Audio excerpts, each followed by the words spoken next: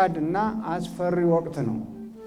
በዚህ ከባድና አስፈሪ ወቅት ደግሞ መሻገር የሚችሉት ከእግዚአብሔር ጋር የሆኑ ናቸው። በርቱ፣ ጠንክሩ፣ ተማሩ፣ የወንጌል የፍቅር ሰዎች እንሁን፣ እርስ በርሳችን እንከባበር፣ እንፈቃቀር።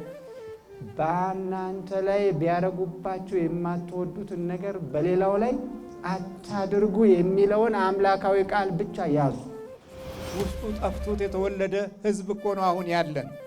ውስጡ መጥፋት ማለት ምን ማለት ነው? ውስጥ መጥፋት ማለት ይኸውልህ፣ በረከትህንም ሳታገኘው፣ የዕድልህንም ሕይወት ቁም ነገሩን ሳታገኘው፣ የታሪክህን ገበናም ሳትረዳው ዝም ብሎ በመንደር መኖሩ ብቻ የኢትዮጵያዊነት ጸጋና ሞገሳ።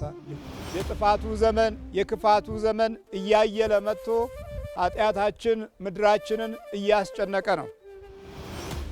መሬቱ አንበጣን እያፈራ፣ ከተማው እሳት የሚጨብጡ ልጆችን እያፈራ፣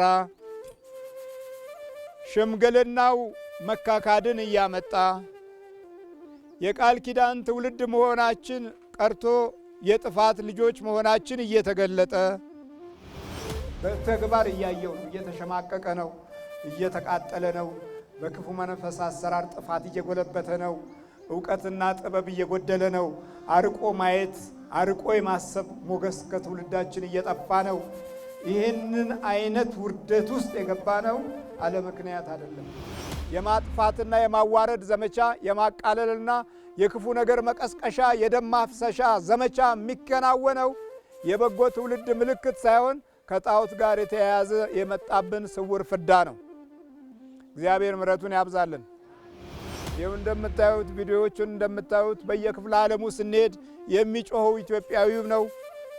ለመጮህም እድል ያገኘው በጣም ጥቂቱ ነው።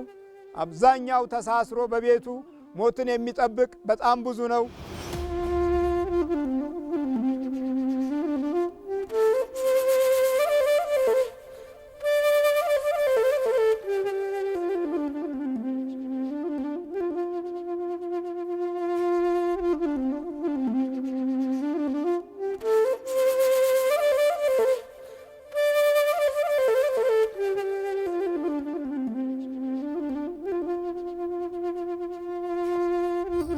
Amen.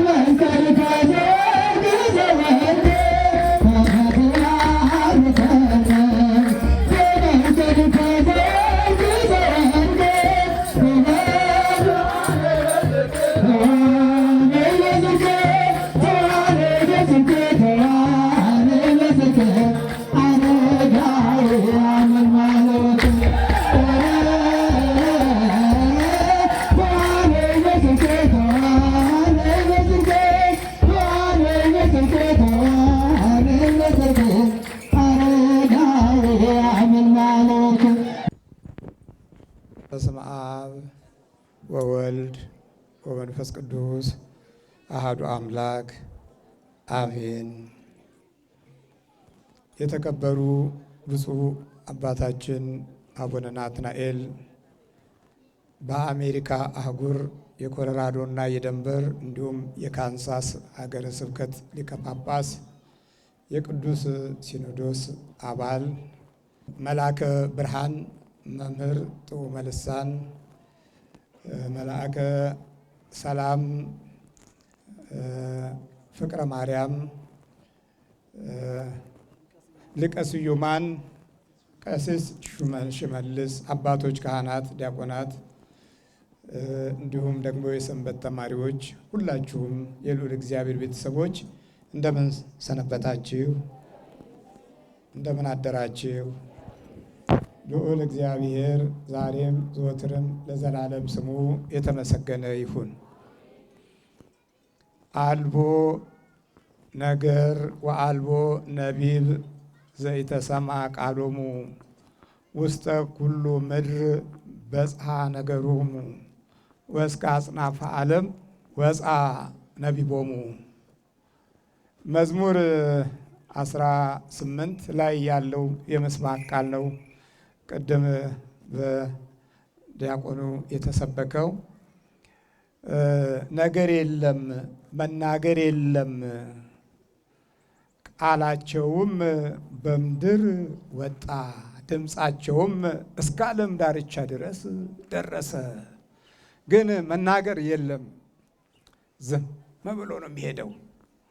ሲሄዱ ሲራመዱ የሚስቡ ሲናገሩማ የበለጠ ልብንና ሕሊናን የሚማርኩ በውስጣቸው የእግዚአብሔር ኃይል ያለ ባረማመዳቸው የሚማርኩ የተስፋቸው ኃይል ከኋላም ከፊትም ጸዳላቸው የሚያበራ የጥንቱ የእግዚአብሔር አምላክ ሰዎች ግን መናገር የለም፣ ዝም ብለው ነው።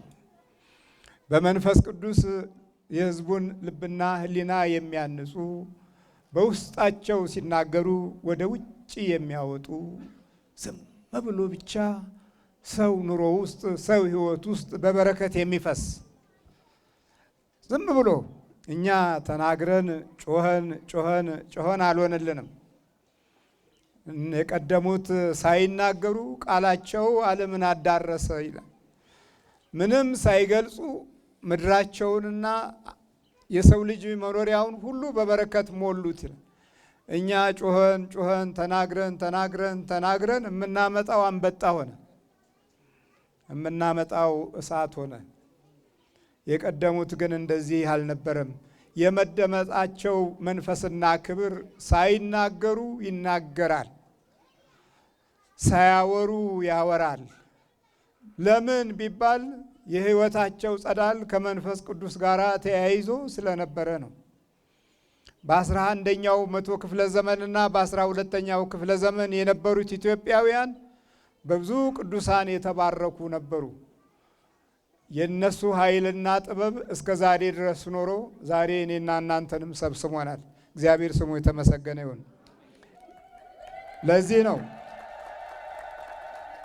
ለዚህ ነው አልቦ ነገር ወአልቦ ነቢብ ዘኢተሰምዐ ቃሎሙ፣ ምንም ነገር የለም፣ አይናገሩም፣ ድምፅ አይሰማም፣ ግን ምድሪቱን ሁሉ ይዞራል፣ ምድሪቱን ሁሉ ይባርካል፣ ምድሪቱን ሁሉ ይቀድሳል። ዝም ብሎ እኮ መስራት ይቻላል። ዛሬ አሁን የቀረን ዝም ብሎ መስራት ነው። እስራኤላውያን ይህንን ቃል ይጠቀሙበታል። ይህ መዝሙር 18 ከቁጥር 3 ጀምሮ ያለው ቃል ለነሱ ምስጢራዊ የሀገርና የህብረተሰብ ግንባታ አድርገው ይጠቀሙበታል። ሲሰሩ አይናገሩም፣ ሲያመርቱ አይናገሩም፣ ዜጎቻቸውን ሲጠብቁም አይናገሩም፣ ሲከባበሩና ሲተሳሰቡም አይናገሩም። ዝም ብለው ነው። እኛ ስንት ዘመን አውርተን ከሸፈ። በ60ዎቹ ዘመን የነበረው ትውልድ ለመናገር ፈጥኖ በጣም በርትቶ በጣም ወጥቶ ጎልቶ ከነበረው ታሪክ ጋርም ተጣልቶ ከቅዱሳን መንፈስም ርቆ የክህደት ዓለምንም ወርሶ መናገርን አበዛና በኋላ ሁሉም ነገር ከንቱ ሆነ። ትውልዱም አብሮ ድምፁም ክብሩም ሐሳቡም ጠባዩም ባህሪውም አንድ ጊዜ ወደ አራዊትነት የሚለወጥበትን መንገድ ያዘ። ስለዚህ ዛሬ መነጋገር ተናግረን እርስ በርሳችን የመደማመጥ መንፈስና እርስ በርሳችን የምንኖርበት መንፈሳዊ ኃይል ክብሩ ሞቶብናል። ሳንሞት ክብር ሞቶ ያየንበት ዘመን ቢኖር አሁን ነው። እናት እና አባት በልጆች ፊት አይከበሩም።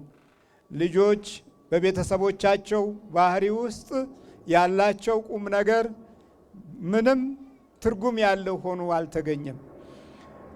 ስለዚህ ክፉ መንፈስ በእኛ ዝም ብሎ ሲሰራ፣ በቅዱሳኑ ዓለም ጊዜ ደግሞ ቅዱሳኖቹ ዝም ብለው ሲማርኩ የነበረውን ዘመን ለክፉ ኃይል ጊዜ ሰጠንና ተጠላልፈን ወደቅን። በከተማው የሰው እሳት፣ በገጠሩ የአንበጣ በላተኛ ወረረን። ይሄ የመልካም ሕዝብ ምልክት አይደለም ነው እንዴ? የመልካም ሕዝብ የጥሩ ሕዝብ የተባረከ ሕዝብ ምልክት አይደለም። በክፉ ጊዜና ዘመን ውስጥ ሊመጡ የሚችሉት መቅሰፍቶች ተራ በተራ በሰው ልጅ ሕይወት ላይ ተሰልፈዋል።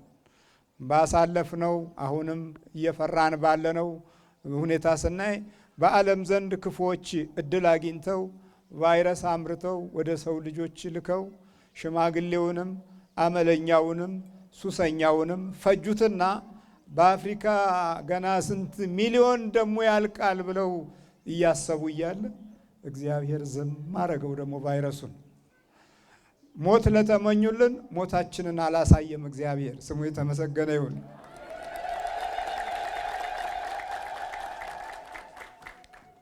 በሀገር ደረጃ እኛ ኢትዮጵያውያንም አንድ ትልቅ መሪ ለመሆኑ እዛ ሀገር ስንት ሰው አለቀ ብሎ ጠይቋል።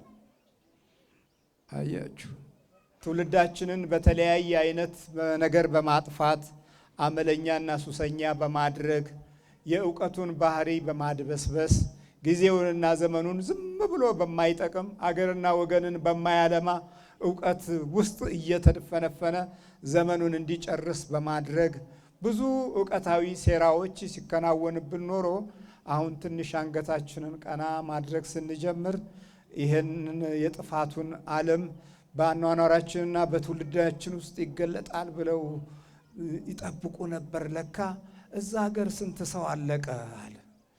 ያለቀ የለም። እግዚአብሔር ስሙ የተመሰገነ ይሁን።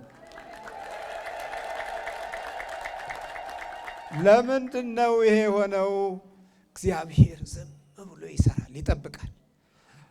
ነገር የለም፣ የሚወጣ ነገር የለም፣ ድምፅ የለም፣ ሲሰጥህም ድምፅ የለም፣ ሲያድንህም ድምፅ የለም፣ ሲጠብቅህም ድምፅ የለም። ለዚህ ነው ታዲያ እስራኤላውያን ይሄንን ቃል በደንብ አክብረው ስለያዙት አገራቸውንም ሲገነቡ ራሳቸውንም ሲከላከሉ የዘመኑን ጥበብም ሲሰለጥኑበትና ሲራመዱበት እንደኛ አይቀባጥሩም፣ ዝም ብለው ነው። ለምን? እዚህ ክቡር ዳዊት ተናግሯል። አልቦ ነገር ወአልቦ ነቢብ ዘይተሰማ ቃሎሙ። ይሄ የሚስጥር አሰራር ነው። ዝም ብለህ ስራ ነው።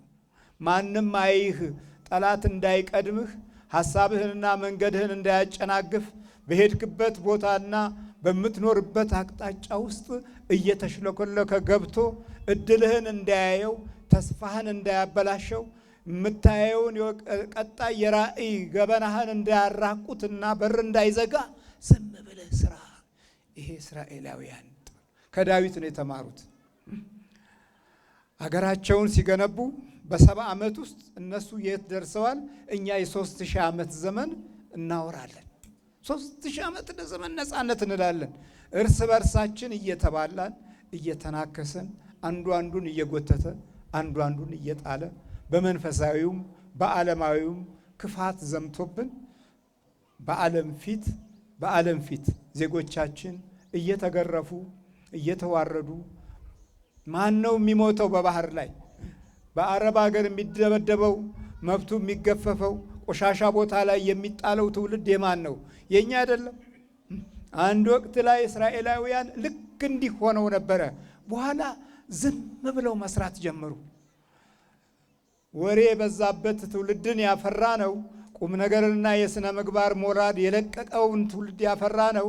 በቤተሰብ ውስጥ ኢትዮጵያዊነትን እና መንፈሳዊነትን አክብረን ለመያዝ እምቢ ስላለ ነው። ስለዚህ ምን ሆነ? ዳፍንት የጣለው ሱስ ያናወዘው በባህሪ የከፋ የሚይዝና የሚጨብጥ የጠፋው በክፉ መንፈስ አኗኗሩ የተነካ ስነ ልቦናው ቅዠት የሞላበት ትውልድን አፈራንና እንዴት አድርገን እንኖር? እንዴት አድርገን እንደግ? እንዴት አድርገን እናስብ? በዕለት ኑሮ ውስጥ ጊዜና ዘመናቶች በረከት እየከለከሉ ይሄ ክፉ ኃይል ደግሞ ጣልቃ እየገባ አእምሯችንና ሕሊናችንን እያደነዘዘ ወደ ክፉ ለመምራት ያለውን እቅድ ከባዶነት ወደ ተንኮለኝነት የመቀየር ጠባይ በመኖራችን ውስጥ እየተገለጠ አንዱ ለአንዱ ምቀኛው ከመሆን ባለፈ ምንድን ነው? እኛ ዝም ብለን የሰራነው ነገር ምን አለ? አያችሁ፣ እግዚአብሔር በጧቱም በቀኑም በምስጋናው ስትካፈሉ የጧቱንም የማታውንም ጸሎት አክብራችሁ ስትይዙ የአቅማችሁን ያህል መንበርከክ መስገድ ስትጀምሩ እግዚአብሔር መንገድ አለው። በእናንተ ሕይወት ውስጥ ኑሮውን የሚያሳድግ ጊዜን የሚባርክ ትውልድን የሚያንጽ መንፈስ እግዚአብሔር ይሰጣል። በቅዱስ ዮሐንስ ላይ እንዲህ ይላል፣ እግዚአብሔር መንፈሱን ሰፍሮ አይሰጥም ይላል። ሲሰጥ ዝም ብሎ ነው የሚሰጠው። ዝም ብሎ ሲሰጥ ዝም ብለህ ስትቀበል ከዛ በኋላ ድምፅህ ምስጋና ብቻ ይሆናል። ዝም ብለህ አትተኛም። እኛ ዝም ብለን ተኛን። በአንደኛውና በሁለተኛው ዓለም ጦርነት ጊዜ የነበረው ትውልድ መከባበርን እንደገና ለመደውና ይቅርታ እየተባባለ በመንገድም ሲጋፋ በውጭው ዓለም ስትሄዱ ይቅርታ ገፋው ይላል። እኛ ይቅርታን አናቅም። ከመሪዎቻችን ጀምሮ ይቅርታን ሳንለምድ የቀረንበት ምክንያት በጠላት ሳንጠቃ ቀርተን አይደለም፣ ሳንጎዳ ቀርተን አይደለም፣ ግን ዝም ማለትንና በዝምታ ውስጥ ያለውን መንፈሳዊ ክብር ስላላወቅን ነው።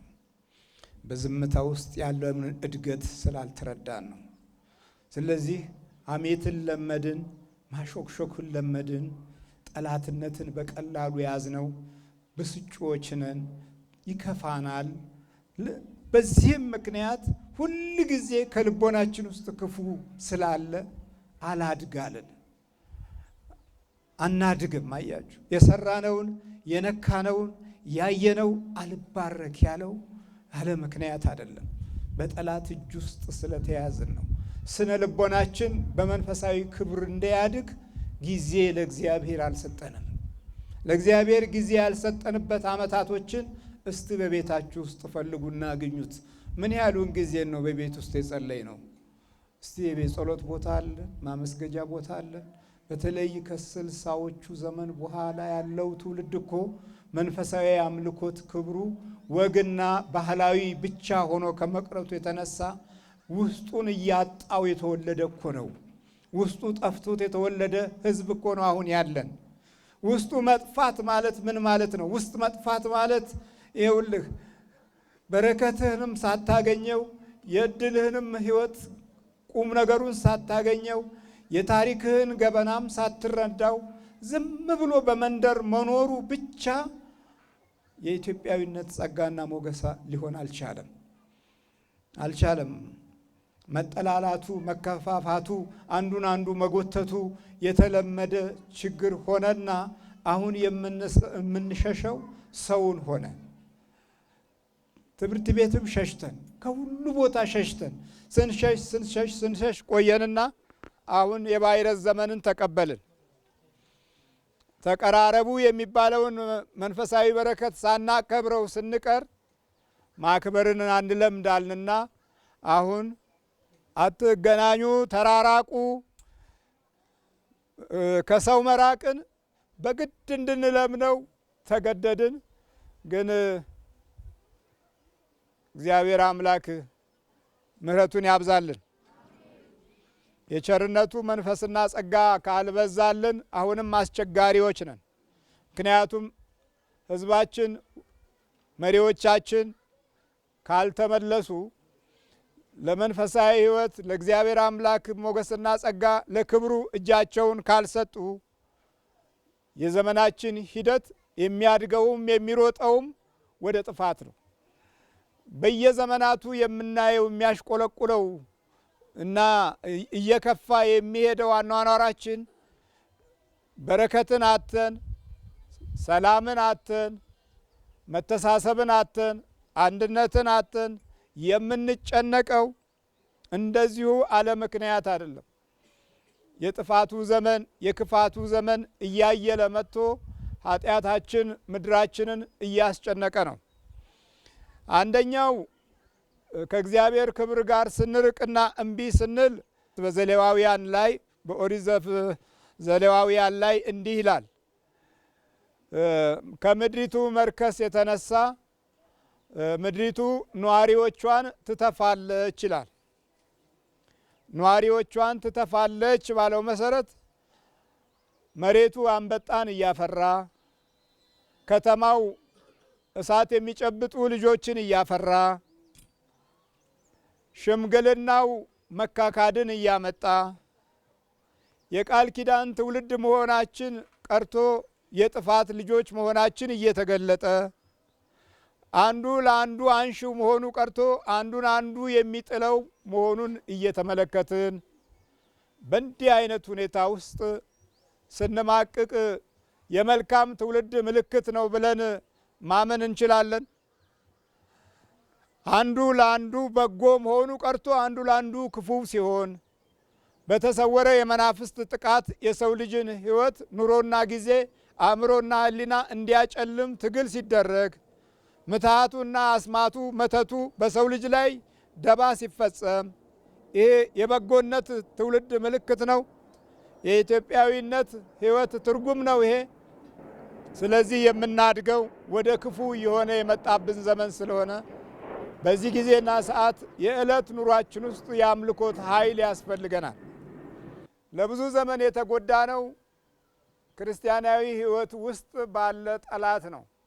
ክርስትናን በተለማመደ ክፉ መንፈስ እጅ ውስጥ ስለገባን ጊዜያቶችን በክፉ አይነ ጥላ እየተቀበልን አይነ ጥላችን ለዘመንም ለጊዜም ለትውልድም አይነ ጥላ እየሆነ ሁሉ ነገር ተጋርዶብን በየአቅጣጫው የየራሳችንን ብሶት ይዘን የምንማቅቅ ምስኪኖች እኮ ነን። አንዱ ለአንዱ ሀሳቡን እንኳ ለማውጣት መተማመኑ ጎሎት አንዱ የአንዱ አጋዥ መሆኑ ቀርቶ አንዱ የአንዱ ፍርሃት ሆኖ ሁል ጊዜ በሰቆቃ የምንራመድ እንደ ተጎዳን የምንኖር ጉዳታችንን ሊሸከሙና ሊረዱን የሚችሉ ኃይሎች እንዳጣን የእግዚአብሔርንም ክብርና ኃይል ደጋፊነት ማመን ተስኖን ለየብቻ የምንማቅቅ ነን። እንደው ለየብቻ መክሰር እየኖርን እየሰራን እየሄድን እያገኘን የሚቀድመው በኑሯችንም በሕይወታችንም ኪሳራው ነው። ለምንድን ነው እንደዚህ ሆነው ስንል መጀመሪያውኑ ጊዜያችንና ዘመናችንን የምንባርክበት የአምልኮት ጊዜ ስለሌለን ነው። ለእግዚአብሔር የምንናገርበት ጊዜ ስለሌለን ነው። የለም ዝም ብለን ስለምንተኛ የጠላቶቻችን ባህሪ ከሕይወታችን ውስጥ ለብዙ ዘመናት ሲሰሩ ቆይተው እውነተኛውን የምናስብበትን ስለ ልቦና እየሰረቁ እየወሰዱብን እየጣሉብን በተጣለ ሕሊና ውስጥ እንዴት ብለን የዘመኑን እና የጊዜውን ሁኔታ እንመልከት፣ እንዴት ነገሮችን በጥልቀት ማየት እንቻል። ይህንን አቅሙን አተን ነው አሁን መከራ የምናየው። ከጊዜ አንማር፣ ከዘመኑ አንማር፣ ከዓመታቶች አንማር፣ ከእውቀት አንማር፣ ከሌላው ዓለም አንማር፣ ከችግር አንማር። ግን ችግርን ማኖር ብቻ የለመድን ነን። ስቃይን ማኖር የለመድን ነን። ስለዚህ ዛሬ አሁን እንዲህ አይነቱ ልምድ አሁን በጎ ነገርን ለመከተልም ሆነ ለመያዝ የሚያስቸግረን መከራውን ስለለመድን ነው። መከራ ነው የምንፈልገው፣ ስቃይ ነው የምንፈልገው። ሰው አሳምሮ ሰርቶ እንዴት ይቃጠላል? ሰው አሳምሮ አበጅቶ ደክሞ እንዴት ቤት ይፈርሳል? እዚህ ደረጃ ላይ የደረስነው ስቃይን ስለምንወድ ነው። ከችግር ወደ ችግር መሄድን ስላፈቀርነው ነው። ያ ባይሆን ኖሮ እኮ እንተሳሰብ ነበረ። አንዱ የአንዱ መድኃኒት፣ አንዱ የአንዱ ክብር፣ አንዱ የአንዱ ጸጋ ይሆን ነበረ። ይቺው ትንሿን እንኳ ነገር እዚህ በመንፈሱ ዓለም ውስጥ ያለው ውጊያ ስንዋጋ ማን ነው የደገፈን? አሳዳጁ አይደል እንዴ የበዛው? ነው አይደለም? ክፋት ስለለመድን ነው። ተንኮል ይሻለናል ብለን ስላመንን ነው። ወደ ግፍ መሄዱ የተሻለ አማራጭ ነው ብለን ስለያዝነው ነው። ይሄንን በግልጽ ባንወደውም ከውስጣችን ያለው ኃይል ግፈኛው ነው። ግፍን የሚያፈቅር ጠላት በባህሪያችን ውስጥ ለዘመናት ነግሶ ቁጭ ብሏል። እድላችንን በመጀመሪያ ደረጃ ሰርቆናል። የምንማርበትን ማስተዋል ወስዶብናል። የቀደሙት አባቶቻችንማ ገና ሳይናገሩ ይማርካሉ። የሕይወታቸው ድባብ፣ የገጻቸው ብርሃን፣ ያደረባቸው መንፈስ በተሄደበት መንገድ ላይ እንኳ ሲካሄድ ለቀጣዩም ትውልድ እና ላለው ትውልድ መድኃኒት ሆኖ የመንፈስ ቅዱስ ክብርን በሰው ሕይወት ውስጥ ያሳድራሉ። ሲያዩ ሲመለከቱ ከእግዚአብሔር ጋር ስለሚያዩና ስለሚመለከቱ የሰው ልጅን ልብ ይማርካሉ። ቅኖች በነበሩበት ጊዜ፣ የዘር ልዩነት ባልነበረበት ጊዜ፣ አንዱ መድኃኒት በነበረበት ጊዜ መጥተው ከደብረ ዳሞ ጀምሮ አገር ያቀኑ አባታችን አቡነ አረጋዊ የቃል ኪዳን እንደ ስማቸውም አረጋዊ ከዘጠኙ ቅዱሳን አንዱ ሆነው በ12ኛው ክፍለ ዘመን የነበረውን ትውልድ ባርከው የቃል ኪዳቸውን ተስፋ ለትውልድ አቁመው ዛሬ አልጠፋ ብሎ ያ የቃል ኪዳን ኃይል እኔና እናንተን አሰባስቦን መንፈሳቸውንና ክብራቸውን እየተማጸን ያለነው ለዚህ ነው። እግዚአብሔር አምላክ ስሙ የተመሰገነ ይሁን።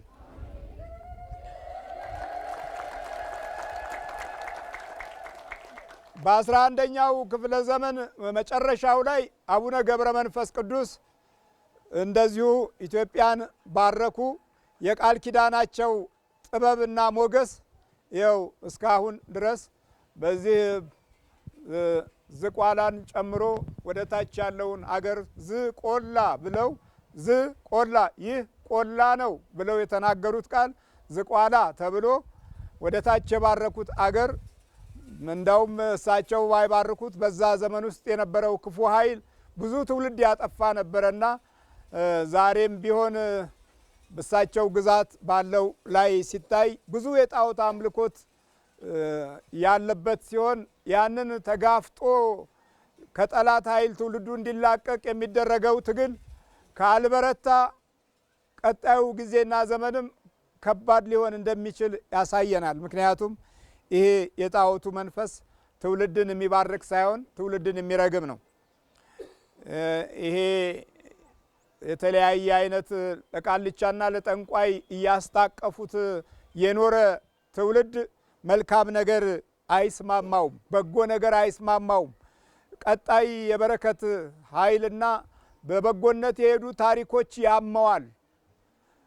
በእግዚአብሔር ክብርና ሞገስ ውስጥ የቆዩ መሪዎች ስማቸው ሲነሳ ውስጡ ያንቀጠቅጠዋል፣ በውስጥ በኩል ይታመማል። ስለዚህ ያለው አማራጭ እየተቃወመ የዲያብሎስን ክፉ ሐሳብ እንደ ራሱ እውቀት አድርጎ የተቀበለ ትውልድ ብዙ ነው እና የቀደሙ አባቶቻችን እግዚአብሔርን በማምለካቸው የሰማይ አምላክን ኃይል በመያዛቸው ከመንፈስ ቅዱስ ግብር ጋራ በመኖራቸው ይሄኛው ሊኖር ያልቻለው ትውልድ ስማቸው ሲጠራ ሞተውም አልፈውም ቃል ኪዳናቸው ያንቀጠቅጠዋል። አይገርማችሁም? ያማቸዋል። ስለዚህ በቀደሙ አባቶቻችን ላይ የሚደረገው የታሪክ ዘመቻ የማጥፋትና የማዋረድ ዘመቻ፣ የማቃለልና የክፉ ነገር መቀስቀሻ፣ የደም ማፍሰሻ ዘመቻ የሚከናወነው የበጎ ትውልድ ምልክት ሳይሆን ከጣዖት ጋር የተያያዘ የመጣብን ስውር ፍዳ ነው። እግዚአብሔር ምሕረቱን ያብዛልን። እንዲህ አይነቱ ፍዳዎች ትውልድ እየጨመረ በሄደ ቁጥር ጥንቃቄ አላደረግንም። በቅዱሳኑ ኃይል ውስጥ ትውልድ እንዲገነባ በፍጹም ትግል አላደረግንም። ክርስትና እያስነሳን ቤታችን ነው የምንኖረው እንጂ በቤታችን ውስጥ በጸሎትና በአምልኮት በስግደት እጆቻችንን በመዘርጋት ላይ የተመሰረተ ተማሪዎችና ልጆች እንዲኖርን ጊዜ አልሰጠንም። አባትም እናትም ልጆችን ለትምህርት ቤት ብቻ ሰጡ እንጂ በሕይወታቸው ውስጥ ሌላ እንዲያስተምርላቸው እንጂ ከነሱ እንዲማር ዝግጅት ያለው ቤተሰብ የለም። ስለዚህ ከውጭ ተማረ፣ ሐሳቡም ውጭ ነው፣ ቋንቋውም ውጭ ነው፣ ባህሪውም ውጭ ነው፣ ከባህሉም ከታሪኩም ውጭ ነው። ወደ ጻድቃን መንፈስ ለመቅረብ አይነ ጥላ ይዞታል። እንዳይሰግድና እንዳይማጸን ሰውነቱ በጠላት ታስሯል። ርቆ እንዳያስብ ለነገ የሚሆን የትውልድ ሀብት እንዳያገኝ ባዶነቱ በባህሪ ውስጥ እንዲኖር ከኑሮውም ከጓዳውም ከአቅሙም ባዶ እንዲሆን የሚደረገው ዘመቻ የሰው ብቻ አይደለም፣ የመናፍስትም ጠላትነት ስር ሰዶ እየተጫወተበት ያለ ትውልድ ነው። ይኸው እንደምታዩት ቪዲዮዎቹን እንደምታዩት በየክፍለ ዓለሙ ስንሄድ የሚጮኸው ኢትዮጵያዊው ነው። ለመጮህም እድል ያገኘው በጣም ጥቂቱ ነው። አብዛኛው ተሳስሮ በቤቱ ሞትን የሚጠብቅ በጣም ብዙ ነው። የውጭው ዓለም የረሳውን መንፈስ ዛሬ በእኛ ዘመን ውስጥ ትለቃለህ አትለቅም የሚለው ትግል እያያችሁት ነው አይደል? ወገኖቻችን አይደሉም እንደ ታመው የሚወድቁት? እያንዳንዳችን በተሰወረ መንገድ እየተጠቃን አይደለንም ያለ ነው። የቅዱሳን ኃይልና ጥበብ ታዲያ በእኛ ኗኗር ውስጥ ቢኖር የተስፋው ኃይልና የቃል ኪዳን በረከታቸው ባይቆምብን ኖሮ እንዲህ አይነት መተረማመስ ይገጥመን ነበር። በቋንቋችን እንጠላ፣ እንሰደብ፣ እንዋረድ ነበር። ድምፃችን ራሱ የከፋ አልሆነም። ድሮ ሳይናገሩ ሲባርኩ፣ ዛሬ ተናግረን ፍዳ እንቀበላለን። ስለዚህ የምንናገረውንም እንፈራለን፣ የምናወራውንም እንፈራለን። ድምፃችን መከራ ሆነ፣ ቋንቋችን ችግር ሆነ። ድሮ እንኳን ተናግረው ሳይናገሩ ይማርካሉ። እኛ ተናግረን የሚሰማ የለም። ነጣቂው፣ ቀማኛው፣ ሌባው ተወለደብን። አገር አፍራሹ፣ ክፋትን አስተማሪው፣ ተንኮለኛው፣ መተተኛው ተወለደ። ቅዱሳን አልወለድ ሲሉ ክፉዎች የመወለድን ባህሪ ሕጉን ጠብቆ ይቀጥላል። እንዲህ አይነት ውድቀት ውስጥ የገባ ነው። የቅዱሳን በረከትን በትውልዳችን ውስጥ እንዳይኖር ቤተሰቦች የሚሰጡትን መንፈስ አላወቁትም። የምንሰጠው መንፈስ አላወቅንም። እናት በቡዳ ተበልታ ልጇን መባረክ አትችልም። እንጀራ ትሰጣለች፣ በውስጡ ያደረውን መንፈስ አብራ ትወልዳለች። አባት እንጀራ ይሰጣል፣ በውስጡ የሚያብከነክነውን መከራ የሚያሳየውን በረከት የሚከለክለውን ሰላም የሚያሳጣውን ጠላትን ለልጁ ይሰጣል፣ አብሮ ይወለዳል። ሲተያዩ በመንፈስ ነው የሚተያዩት። እናት ልጇን ስታይ ከክፉ መንፈስ ጋር ነው የምታየው። ልጅም እናትን ስታይ ከክፉ መንፈስ ጋር ነው የምታየው። የተበላላ ትውልድ እኮ ነው የያዝነው። ይህ ባይሆን ኖሮ፣ እንደዚህ አይነት ትውልድ ባይሆን ኖሮ፣ የተበላላ ትውልድ ባይኖረን ኖሮ እንደዚህ እንሆን ነበረ? በየዘመናቱ ባሉት ሁኔታዎች ውስጥ ተገለባብጠን አንዱን አንዱ ያሳድደው ነበር። እውቀታችንና ትምህርታችን፣ ጥበባችንና ዘዴያችን፣ ችሎታችንና ክህሎታችን አገርን ገንብቷል ወይ ብለን ስናይ አይ አንዱን አንዱ ሲያፈርሰው እንጂ አንዱን አንዱ ሲያነሳው አላየንም። ይኸውና እኮ በመተት ስንተሳሰር ነው የኖርነው እንጂ በመደጋገፍ ያገኘነው ዋጋ ሲመዘን በጣም ትንሽ ነው። ሀብታሞቻችን የሚለግሱ፣ ችግረኛን የሚጠይቁ፣ የወደቀውን የሚያነሱ አይደሉም። ባልሆነ መንገድ የመጣ የክህደት ገንዘብ መከራ የሚያሳያቸው ራሳቸውንም ጤናቸውንም ጊዜያቸውንም ዘመናቸውንም የሚያበላሽ ዋጋ ውስጥ ወድቀው የሚማቅቁ ናቸው እንጂ የአንዱ ደጋፊ አንዱ ሊሆን ያልቻለበት ዓለም ውስጥ ለየብቻችን ሰቆቃን ይዘን የምንራመድ ሆነናል። የቃል ኪዳን ሕዝብ ከሆንን ታዲያ ይህ ሁሉ መከራ ለምንድን ነው? ለምን ክፉ ተወለደብን? ለምን መካካድ በረታብን? አያችሁ፣ በረከታቸውን አልለመንም። የቅዱሳኑን ኃይልና ጸጋ በአኗኗራችን ውስጥ እንዲገለጥ ጊዜ ሰጥተን አልተማጸንም። በየግል ሕይወታችን ላይ የእግዚአብሔር ክብርና ጸጋ እንዲኖርም ፈቃደኞች ለመሆን አልቻልንም። ያመናላ አሁን በደንብ ስንጸልይ እኮ እንታመማለን። ጸሎት ቦታ ስታዘጋጁ መቃዠት፣ ቤቱ ይቃዣል፣ ኑሮው ይቃዣል። ይህንን ቅዠት የምታልፉት ስትጠነክሩና ስትበረቱበት ነው። ግን ብዙዎቹ ይጀምሩትና ሲተዉ የበለጠ ዳፍንቱ እየጠነከረ እየበዛ እየጨመረ ይመጣና ሕይወታችንን ሁል ጊዜ በአሸናፊነት ክፉ ጠላት ጊዜ አግኝቶ ሲገዛን ይኖራል እና በመውለድ እና በመወለድ ውስጥ ያለው የበረከት ተስፋ ዛሬ ዝም እንዳይለን የቅዱሳን አባቶቻችን ጸጋና ሞገስ ከሁላችን ጋር ይሁን። ብፁዕ አባታችን አቡነ ናትናኤል በኮሎራዶ ዴንቨር ካንሳስ አህጉረ ስብከት ሊቀ ጳጳስ ለሕዝቡ ካላቸው ፍቅር የተነሳ እኔን ወደ አሜሪካ ጋብዘው እዛ ብዙ ሰው ተፈውሷል። እግዚአብሔር አምላክ ስሙ የተመሰገነ ይሁን።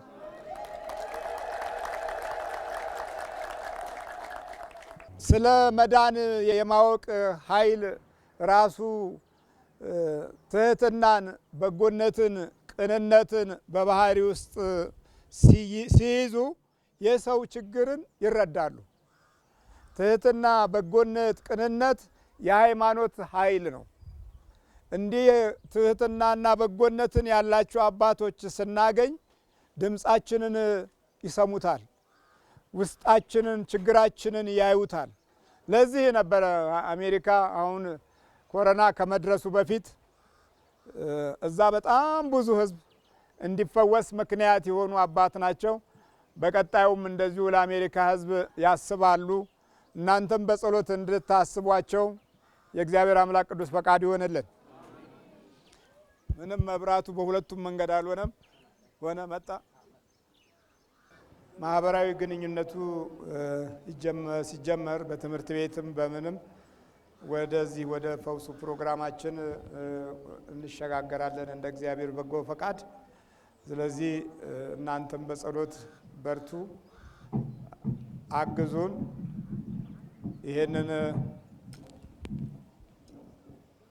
ይህንን ክፉ የመቅሰፍት ጊዜ እግዚአብሔር አምላካችን እያራቀልን ነው። አሁንም ያርቅልን። ዓመታቶቹና ወቅቶቹ የዚህ የሰኔና ሰኞ የመገናኛ ወቅት ሆነና ጥፋት በምድራችን ላይ ቢበረታም እግዚአብሔር ይህንን ሁሉ እንድናይ እየተገደድ ነው። ምናልባት የምንመለስ ሆኖ እንድናውቀውና እንድንረዳው ሳይሆን አይቀርም። ዓይናችን እያየ መጠፋፋቱ፣ ዓይናችን እያየ መውደሙና መቃጠሉ፣ ዓይናችን እያየ መገዳደሉ የበጎነት ምልክት ሳይሆን የቁጣና የመጨረሻው የክፉ ጊዜ ምልክቶች በእኛ ዘመን ውስጥ ማየታችን መባረክ አለመሆኑን ልንረዳና ልንገነዘብ ይገባል። ስለዚህ ሁላችንም ወደ ክርስቶስ እየተመለስን ንስሐ እየገባን ቅዱስ ቁርባን የምንወስድበትን ጊዜና ሰዓት ማመቻቸት ይኖርበናል። እግዚአብሔር መቅሰፍቱን ሁሉ እንዲያቆምልን። ሰውን የራሱን በራሱ መቅሰፍት አደረገውና እንደገና ደግሞ ትንሿን አንበጣ አብዝቶ ወደ ሰብላችን ሲለቀው ቀኑንም ሌሊቱንም የሚበላ አውሬ ሆኖ ሰብሉን ባዶ እያደረገው ነው ያለው። በሰሜን ነገሮች እንዲህ እየተወሳሰቡ ባሉበት ጊዜ ውስጥ ጸሎት ያስፈልጋል። በየግል ሕይወታችንና ኑሯችን ውስጥ ጸሎትን መልመድ አለብን። ልጆች እጃቸውን መዘርጋት አለባቸው። አባቶችና እናቶች እጃቸውን መዘርጋት አለባቸው። ይህንን መንፈሳዊ ክብር ስንተው ነው ዘመኑን የማይዋጅ ትውልድ ከሕይወታችን እየወጣ የክፉ ነገር ፋሽን መግለጫ እየሆነ ሁሉም ስፍራ ላይ ኪሳራ የበዛብን እንዳንሆን በጸሎት እናንተም በርቱ። ቤተ ክርስቲያንም በሚያስፈልጋት እርዱና አግዙ። ወደፊት ጉባኤያችን እዚሁ ይጀመራል። እግዚአብሔር ስሙ የተመሰገነ ይሁን።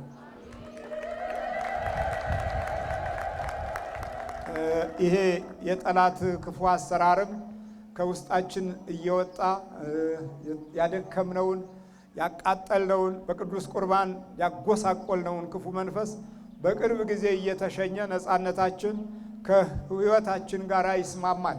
ሰው ውስጡ እየተሰረቀ የሚኖረው ኑሮ አይደለም።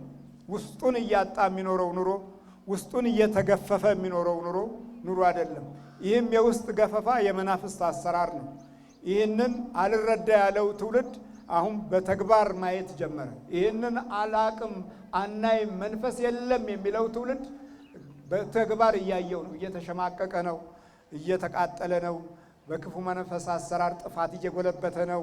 እውቀትና ጥበብ እየጎደለ ነው። አርቆ ማየት አርቆ የማሰብ ሞገስ ከትውልዳችን እየጠፋ ነው። ይህንን አይነት ውርደት ውስጥ የገባ ነው አለ ምክንያት አይደለም። በዚህ ከባህሪያችን ጋር ከሚታገለን ጠላት ጋር ትውልዱ እንዲታገል እውቀትም ጭምር ስላላገኘ ነው። በዚህ አይነት መንፈሳዊ በረከት ለመራመድ ማተቡንና መስቀሉንም ስላላከበረ ነው። የመተሳሰብ ሞገሱም አልመጣ ያለው ከዚሁ አንጻር ነውና እግዚአብሔር ጊዜያችንን ባርኮና ቀድሶ ለዚህ ስላደረሰን ክብር ምስጋና ይግባው።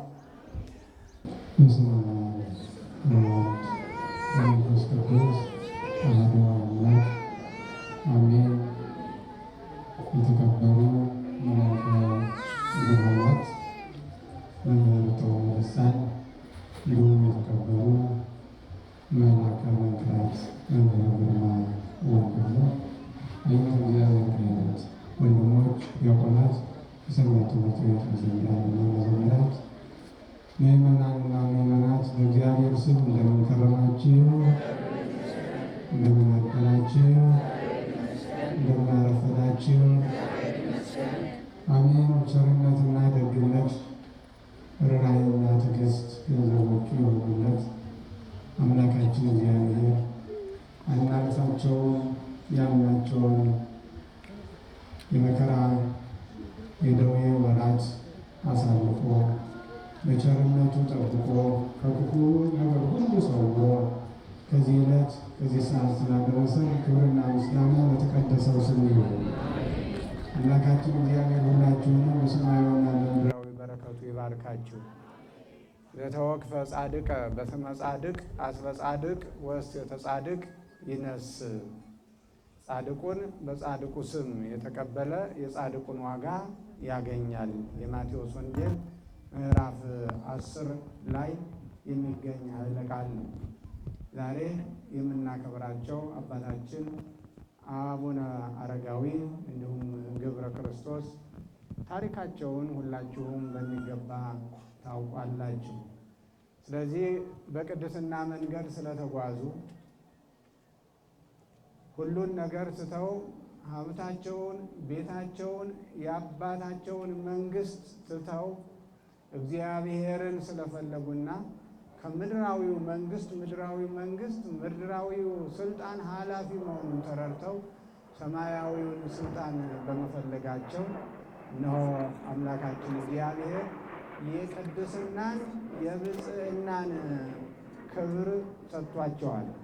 ከዚህም ጋር ቃል የገባላቸው ጻድቁን በጻድቁ ስም የተቀበለ እግዚአብሔር አምላካችን ለቅዱሳን የሰጠው ታላቅ ቃል ኪዳን ነው። ጻድቁን በጻድቁ ስም የተቀበለ ጻድቁን ያከበረ በጻድቁ ስም ለተራበ፣ ለተጠማ፣ ለተቸገረ የረዳ የተራበ ያበላ፣ የተጠማ ያጠጣ የጻድቁን ዋጋ ይወስዳል ነው የሚለው። ዛሬ በዚህ ዕለት በዚህ ሰዓት የተሰበሰብነው ሁላችንንም የጻድቁን ዋጋ የጻድቁን በረከት ለማግኘት የጻድቁን በረከት ለመውሰድ ነው። የጻድቁ በረከት ምድራዊ ሳይሆን ሰማያዊ፣ የጻድቃን በረከታቸው ጊዜያዊ ሳይሆን ዘላለማዊ፣ የጻድቃን በረከታቸው ሰማያዊ ነው። ስለዚህ ይህንን ሰማያዊ በረከት ለማግኘት በዚህ በጻድቁ ስም የተሰበሰባችሁትን ሁሉ አምላካችን እግዚአብሔር በሰማያዊቷ ኢየሩሳሌም ይሰብስባችሁ። ዛሬ ወቅቱ ከባድ ነው።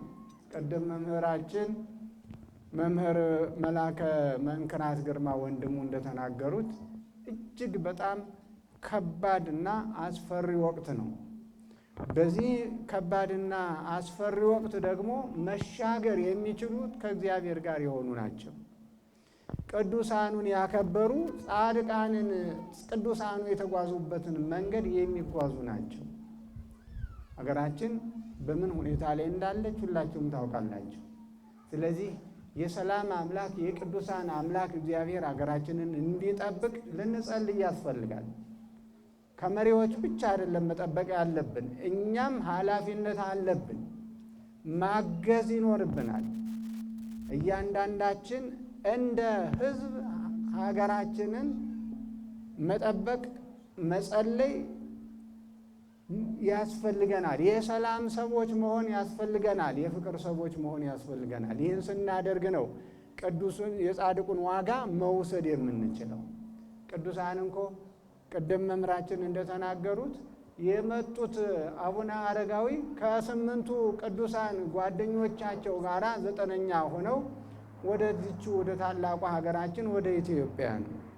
ኢትዮጵያ የቅዱሳን ማረፊያ ነበረች። ኢትዮጵያ ከዓለም ዙሪያ ከአውሮፓ ወደዚች ወደ ተቀደሰችዋ ምድር ይሰደዱ ይመጡ ነበር። በእስልምናውም ታውቃላችሁ ወደዚች ወደ ተባረከችው ሀገር ነበር ይሰደዱ የነበሩ። ዛሬ እኛ ሰላም በማጣታችን ራሳችን ጸጋችንን ባለመጠበቃችን በረከታችንን በማስወሰዳችን ክፉ መንፈስ በእኛ ላይ በመንገሱና የጥላቻ መንፈስ በመብዛቱ እነሆ እኛ ተሰዳጅ ሆነናል። ዛሬ ወገኖቻችንን ልጆቻችንን በባህር ውስጥ እየሰጠሙ የባህር ውስጥ አውሬ ምግብ ሆነው የሚቀሩት በባህር ውስጥ እየሰጠሙ የሚቀሩት እኒህ ጻድቅ አቡነ አረጋዊ ወደ መጡበት ሀገር ወደ ጣሊያን እንሄዳለን እያሉ ነው። ታሪኩን ሁላችሁም ታውቃላችሁ። እነሱ ግን ወደዚች ወደ ቅድስቷ ሀገር ነበር የመጡትኝ። በዚያ ሰዓት በቅድስና የነበረው ሕዝብ ቅዱሳኑን በክብር ተቀብሎ አስተናግዶ እነርሱም ከምስራቅ እስከ ምዕራብ ከሰሜን እስከ ደቡብ ያለምንም ጥያቄ ተዘዋውረው ወንጌልን አስተምረው ሰብከው ገዳማቸውን ደግሞ በሰሜኗ ክፍለ ሀገራችን መስርተው ይገኛሉ። እነሆ የሁላችንንም መሰባሰቢያ ሆኗል በረከታቸው።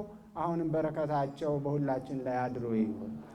የተወደዳችሁ ምእመናን በእውነት እስሳ ለሰላም ወዴግና አስማይንቱ ለእግዚአብሔር ሀበ ጻድቃኑ ሰላምን ሻ ተከተላት ከክፉ ሽሽ ይላል መጽሐፍ። ነቢየ እግዚአብሔር ዳዊት ሕዝበ እስራኤልን ሲመክር ልጆቹን ሲመክር ተግሃስ እኩይ ወግበር ሰናየ፣ ከክፉ ሽሽ መልካምንም አድርግ ሰላምንም ሻት ተከተላትም ይላል። ሰላምን ልንከተል ያስፈልጋል። የሰላም ሰዎች ልንሆን ይገባናል። በዚህም መንግስትን ማገዝ ይኖርብናል። ለራሳችን ነው፣ ለማንም አይደለም። ለራሳችን ስንል እኛው ራሳችን የሰላም ሰዎች ልንሆን ያስፈልጋል። ሰው ሰላም የሚጀምረው ደግሞ ከራስ ነው። ሰላም ከራስ ይጀምራል፣ ወደ ቤተሰብ፣ ከዚያ ደግሞ ወደ ጎረቤት፣ ከዚያ ደግሞ ወደ አካባቢ እያለ እየሰፋ ነው የሚሄደው። ስለዚህ እዚህ ያለነው እኛ የሰላም ሰዎች ከሆን ብዙዎችን ወደ ሰላም መመለስ እንችላለን። ወደ ሰላም መንገድ መመለስ እንችላለን። የቅዱሳኑ ወንጌል የሚያስተምረው ይሄንን ነው። እግሮቻችን ወደ ሰላም መንገድ እንዲያቀኑ ክርስቶስን ብቻ እንድንመለከት የሞተልንን አምላክ እንድናይ ሌላውን እንዳንመለከት የቅናት መንፈስ፣ የምቀኝነት መንፈስ፣ ሌላም እንዲሁ በእኛ ላይ እንዳይነግስ። ይህ ዓለም ኃላፊ ነው፣ ጠፊ ነው። በወርቅ ጫማ ይጫሙ የነበሩት፣ የወርቅ ዘንግ ይይዙ የነበሩት፣ በወርቅ ዙፋን ላይ ይቀመጡ የነበሩት የሉም፣ ትተውት ሂደዋል።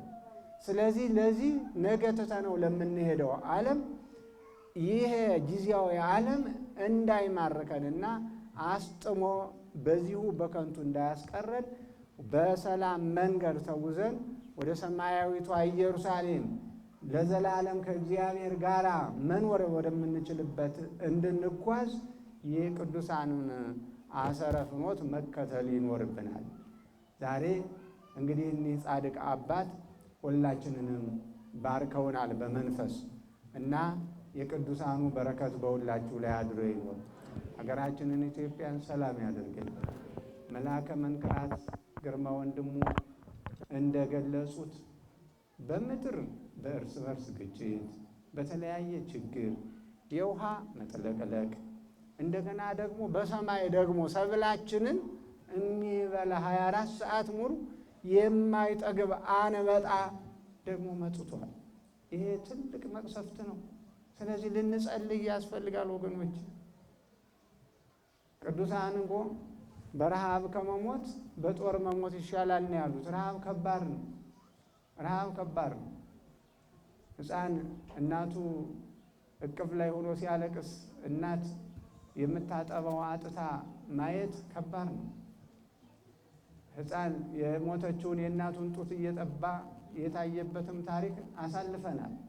ስለዚህ ወደዚያ እንዳንሄድ እንዳንመለስ ደግሞ እኛ ወደ ፈጣሪያችን እጆቻችንን እንዘርጋ፣ የሰላም ሰዎች እንሆን። እጆቻችን ከተዘረጉ እግዚአብሔር ደግሞ የእግዚአብሔር የበረከት እጅ ደግሞ ይዘረጋል። ሁሉን ማድረግ የሚችል አምላክ፣ የሚሳነው ነገር የሌለ ጌታ በአንዲት ሌሊት አንበጣውንም ሊያጠፋው ይችላል። የጠፋውንም ሰብል እንደ አዲስ ሊያሰጠን መልሶ በበረከት ሊሞላልን ይችላል። ስለዚህ የበረከት አምላክ ከሁላችን ጋር ይሁን።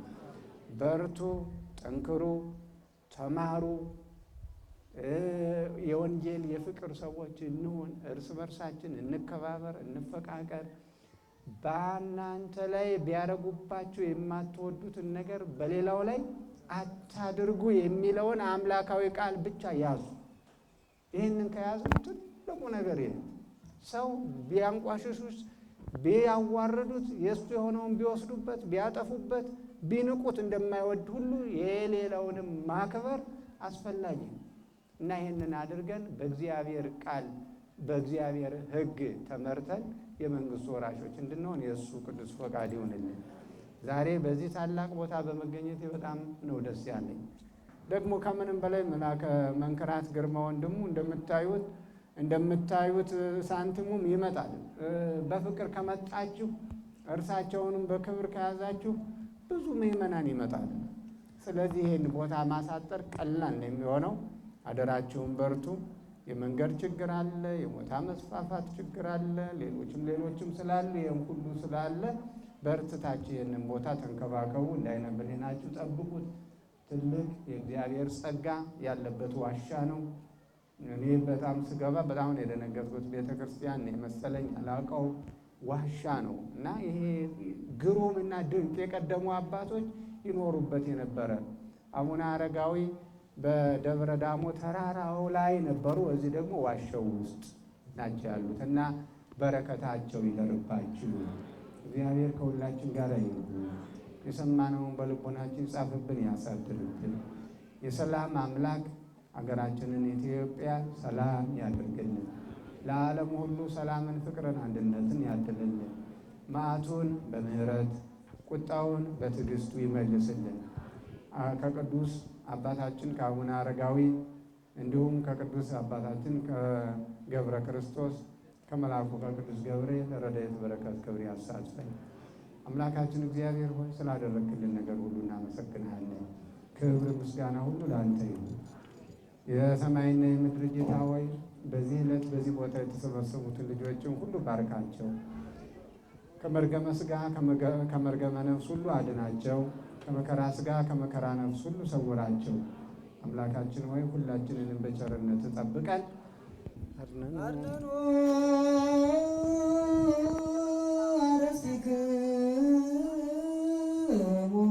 ቅድመ እግዚአብሔር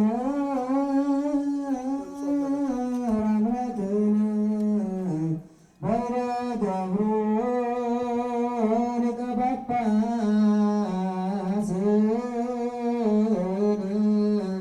ከመ ይባርክ አሜን።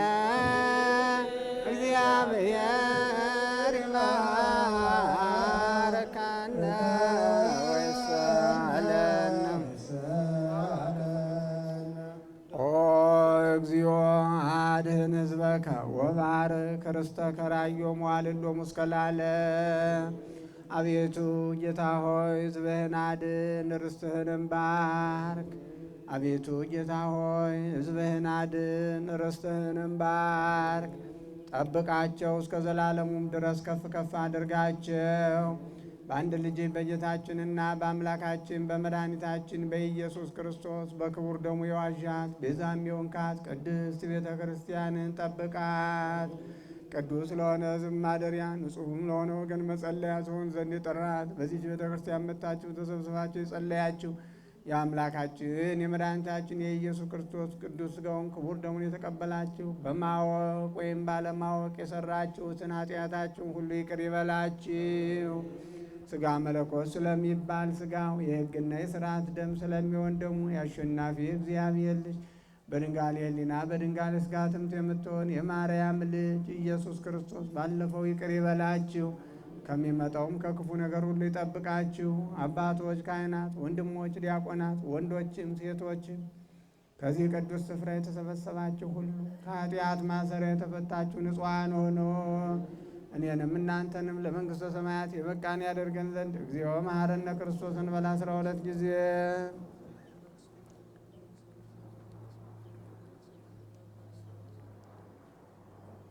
በእንተ እግዝእትነ ማርያም መሐረነ ክርስቶስ።